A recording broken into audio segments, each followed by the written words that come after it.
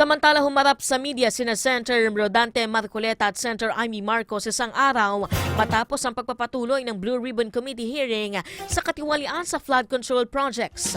Ipinresenta nila ang tinaguriang minority report kung saan nakadetalye kung paano umano nakaturo ang lahat ng mga testimonya kay dating House Speaker Martin Romualdez. Pero kung sino ang mas mataas sa opisyal sa likod umano ni Romualdez, alamin sa detalye ng report ni Ace Cruz. Inilatag ni na Senators Rodante Marcoleta at Amy Marcos ang minority report kung saan tinukoy si dating House Speaker Martin Romualdez na dapat makasuhan sa umano'y pagkakasangkot sa anomalya makarang ilang beses na ituro ng ilang personalidad.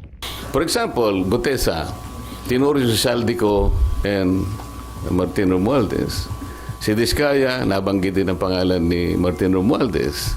At yung mga iba, si Alcantara, si Bryce Hernandez, pinagtuturo kung sino-sino at papunta lahat sa direksyon ni Martin Romualdez. Pero ramdam umanong inililihis ang usad ng investigasyon sa tuwing nababanggit si Romualdez. May corroborating testimony. Tulad nung sinabi ni Gutesa, yung 30 tama rin, parang tama din at yun din ang binanggit ni Saldico. Tapos tumbok din dun sa sinasabi naman ni Diskaya. Sa higit 500 pages na report, kapay tinuturo ni na dating DPWH Undersecretary Roberto Bernardo at dating Bulacan Engineer Henry Alcantara si resigned Congressman Saldico na umano'y pinapartihan nila ng 25% na kickback mula sa flood control funds. Ang surprise witness namang si Orly Gutesa na dati umanong security aide ni Ko ang naghahatid umano ng mali-maletang kickback sa bahay ni Naco at Romualdez. Pati ang mag-asawang kontratistang sina Curly at Sara Diskaya ay tinuturo ang dating kongresista at dating House Speaker na nakakatanggap umano ng mga kickback batay sa salaysay ng ilang nakatransaksyon nila. Ngunit kung sino ang mas mataas na opisyal na kumukumpas kay Romualdez, palaisipan pa rin ito batay sa minority report. May iba pang pinangalanan sa report na nirekomendang sampahan ng criminal, administrative o civil cases.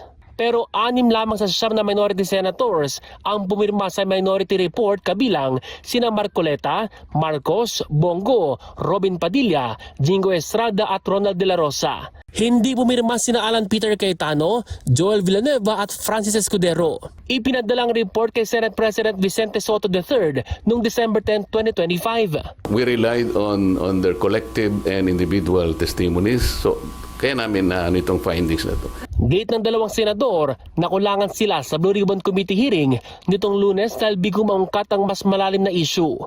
Iginig din ni ng Marcoleta at Marcos na hindi sila tinamaan sa pahayag ni Committee Chairperson Senador Panfilo Lacson na manahimik sa pagkokomento ng negatibo sa umuusad na pagdinig. Ace Cruz, Newslight.